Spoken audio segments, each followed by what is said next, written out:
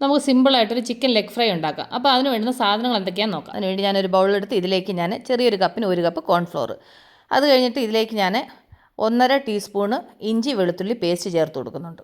അത് കഴിഞ്ഞ് നമുക്ക് മസാലകൾ ചേർക്കാം. ഇതിലേക്ക് ഞാൻ 1 ടീസ്പൂൺ മുളക് പൊടി, 1/2 ടീസ്പൂൺ മല്ലിപ്പൊടി, 1/2 ടീസ്പൂൺ മഞ്ഞൾപ്പൊടി, 1 ടീസ്പൂൺ കുരുമുളക് പൊടി, 1/2 ടീസ്പൂൺ ഗരം മസാല, ആവശ്യത്തിന് ഉപ്പ്.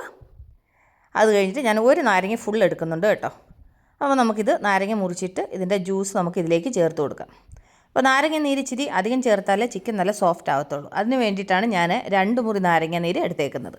നിങ്ങളടുത്ത് നാരങ്ങ നീരില്ലെന്നുണ്ടെങ്കിൽ കട്ടി തൈരുണ്ടെങ്കിൽ കട്ടി തൈര് എടുക്കുക കേട്ടോ. ഒരുപാട് വെള്ളം പോലല്ല, കട്ടി തൈരാണെങ്കിൽ അത് യൂസ് ചെയ്യാം. എന്നിട്ട് ഇത് കൈകൊണ്ട് നമുക്ക് നന്നായിട്ട് ഈ മസാലകളെല്ലാം നന്നായിട്ടൊന്ന് മിക്സ് ചെയ്യാം. ഈ മുളക് പൊടിയും മല്ലിപ്പൊടിയും നമ്മൾ മഞ്ഞൾപ്പൊടിയും പിന്നെ അതുപോലെ തന്നെ ആണെങ്കിൽ ഇഞ്ചി വെളുത്തുള്ളി പേസ്റ്റ് അതെല്ലാം ചേർത്തിട്ടുണ്ടല്ലോ. അപ്പോൾ ഇതിനെല്ലാം കൂടി ഈ മാവിൻ്റെ കൂടെ നന്നായിട്ടൊന്ന് മിക്സ് ആക്കണം. മിക്സ് ആക്കിയതിന് ശേഷം ഇതിലേക്ക് കുറേശ്ശെ വെള്ളം ഒഴിച്ചിട്ട് മിക്സ് ചെയ്യണം. ഇതിൻ്റെ കൂട്ടത്തിൽ ഞാൻ 1 ടീസ്പൂൺ എണ്ണയും കൂടെ ചേർക്കുന്നുണ്ട്. ഇനി ആ എണ്ണയും കൂടി ഇതിൻ്റെ കൂടെ നന്നായിട്ടങ്ങ് മിക്സ് ചെയ്യാം. മിക്സ് ചെയ്തതിന് ശേഷം നമുക്കതെന്നുണ്ടെങ്കിൽ ആവശ്യത്തിന് വെള്ളം ചേർത്തിട്ട് ഇതൊരു പേസ്റ്റ് രൂപത്തിലാക്കണം. അപ്പോൾ ഞാൻ വെള്ളം ഒഴിച്ചത് ഇച്ചിരി ഒന്ന് കൂടിപ്പോയി. അപ്പോൾ ഞാൻ അതിൻ്റെ കൂടെ ഒരു 2 ടേബിൾ സ്പൂൺ കൂടെ കോൺഫ്ലോർ ചേർത്തു. എൻ്റെ കൂട്ടുകാർക്ക് അത് മിക്സ് ചെയ്യുന്ന സമയത്ത് ഇച്ചിരി വെള്ളം കൂടുതലെന്ന് തോന്നിക്കഴിഞ്ഞാൽ ഇങ്ങനെ ഇച്ചിരി കോൺഫ്ലോർ മിക്സ് ചെയ്താൽ മതി കേട്ടോ. എന്നിട്ട് ഇത് നമുക്ക് നന്നായിട്ടൊന്ന് മിക്സ് ചെയ്യാം. നന്നായിട്ട് മിക്സ് ചെയ്തിട്ട് ഈ ഒരു പരുവത്തിൽ വേണം അതിൻ്റെ മസാല തയ്യാറാക്കാൻ. ഇനി നമുക്ക് നമ്മൾ എടുത്തു വെച്ചേക്കുന്ന ചിക്കൻ മുഴുവൻ ഇതിലേക്ക് ഇട്ട് കൊടുക്കാം. ഞാൻ 1/2 കിലോ ചിക്കനാണ് എടുത്തത്. അതൊരു 6 പീസ് ഉണ്ടായിരുന്നു. പിന്നെ നമ്മൾ ശ്രദ്ധിക്കേണ്ടുന്ന കാര്യം, നമ്മൾ ചിക്കൻ ക്ലീൻ ചെയ്യുന്ന സമയത്ത് ഞാൻ ഈ ചിക്കൻ ഇങ്ങനെ വരിഞ്ഞ് വെച്ചേക്കുന്നത് പോലെ ഇങ്ങനെ ഒന്ന് നന്നായിട്ടൊന്ന് കട്ട് ചെയ്യണം കേട്ടോ.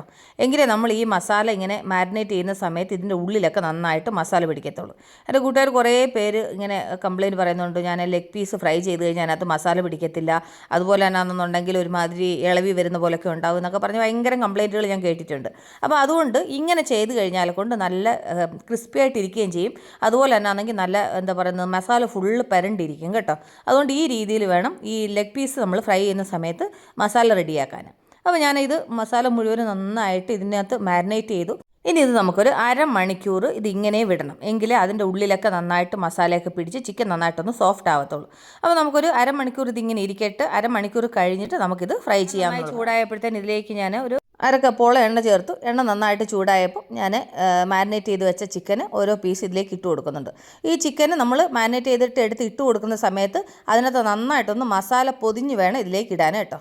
എന്നിട്ട് അത് ഇട്ടതിന് ശേഷം ഉണ്ടല്ലോ, ഇത് നമ്മൾ പെട്ടെന്നൊന്ന് ഇങ്ങനെ സ്പൂൺ കൊണ്ടൊന്ന് ചെറുതായിട്ടൊന്ന് ഇതിനെ ഒന്ന് ഇത് സെപ്പറേറ്റ് ചെയ്ത് വിടണം. അല്ലെന്നുണ്ടെങ്കിൽ ഉണ്ടല്ലോ അത് ഒട്ടിപ്പിടിച്ച് കഴിഞ്ഞാലുണ്ടല്ലോ പിന്നെ അതിനെ നമുക്ക് തിരിച്ചിടാൻ നേരത്ത് ഭയങ്കര ബുദ്ധിമുട്ടാണ്. അതുകൊണ്ട് നമ്മൾ ആദ്യമേ ഇടുന്ന സമയത്ത് ഒരു പക്ഷേ അങ്ങനെ ഒട്ടിപ്പിടിച്ചിട്ടുണ്ടോ നമ്മൾ നോക്കണം കേട്ടോ. കാരണം നമ്മൾ ഈ മസാല ചേർത്ത് ഇടുന്നതല്ലേ. അപ്പോൾ അത് തമ്മിൽ ഒട്ടിപ്പിടിച്ച് കഴിഞ്ഞാൽ കൊണ്ട് പിന്നെ നമുക്ക് തിരിച്ചിടാൻ ബുദ്ധിമുട്ടായിരിക്കും. അതുകൊണ്ട് അതൊന്ന് ശ്രദ്ധിക്കണം കേട്ടോ. അപ്പോൾ ഞാനാണെന്നുണ്ടെങ്കിൽ ചിക്കനെ ഇത് 3 ഇതുപോലെ ഒന്ന് തിരിച്ചിട്ട് കൊടുക്കട്ടെ. അപ്പം ചിക്കന് ഇത് 2 ആദ്യമേ ഇട്ടതാണ്, അത് ലാസ്റ്റ് ഇട്ടതുകൊണ്ടാണ് അതിനൊരു കളർ ചേഞ്ച് കേട്ടോ.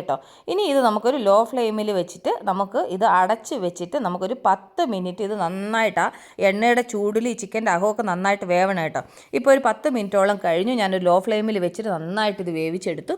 ഇനി നമുക്കതെന്നുണ്ടെങ്കിൽ അത് അപ്പുറത്തും ഇപ്പുറത്തും തിരിച്ചിട്ടിട്ട് നല്ല ക്രിസ്പി ആയിട്ടൊന്ന് ഫ്രൈ ചെയ്തെടുക്കണം. അപ്പോൾ ഞാനെന്നുണ്ടെങ്കിൽ അങ്ങോട്ടും ഇങ്ങോട്ടൊക്കെ തിരിച്ചിട്ടിട്ട് ഞാൻ കുറേ നേരം ഫ്രൈ ചെയ്ത് നല്ല ക്രിസ്പി ആയിട്ട് ഫ്രൈ ചെയ്തെടുത്തു. അപ്പോൾ ഞാനിതൊന്ന് സെർവിങ് പ്ലേറ്റിലോട്ട് മാറ്റിയിട്ട് ബാക്കിയുള്ളത് ഇതുപോലെ ഒന്ന് ഫ്രൈ ചെയ്തെടുക്കട്ടെ. അപ്പോൾ എൻ്റെ കൂട്ടുകാർക്ക് ഈ ചിക്കൻ ലെഗ് ഫ്രൈ ഇഷ്ടപ്പെട്ടാണ് വിശ്വസിക്കുന്നു. അപ്പോൾ ഞാൻ ഈ വീഡിയോയുടെ വൈൻഡപ്പ് ചെയ്യാണ്. അപ്പോൾ നമ്മൾ ഉടനെ തന്നെ അടുത്ത വീഡിയോ വീണ്ടും കാണുമ്പോൾ ടേക്ക് കെയർ, ബൈ.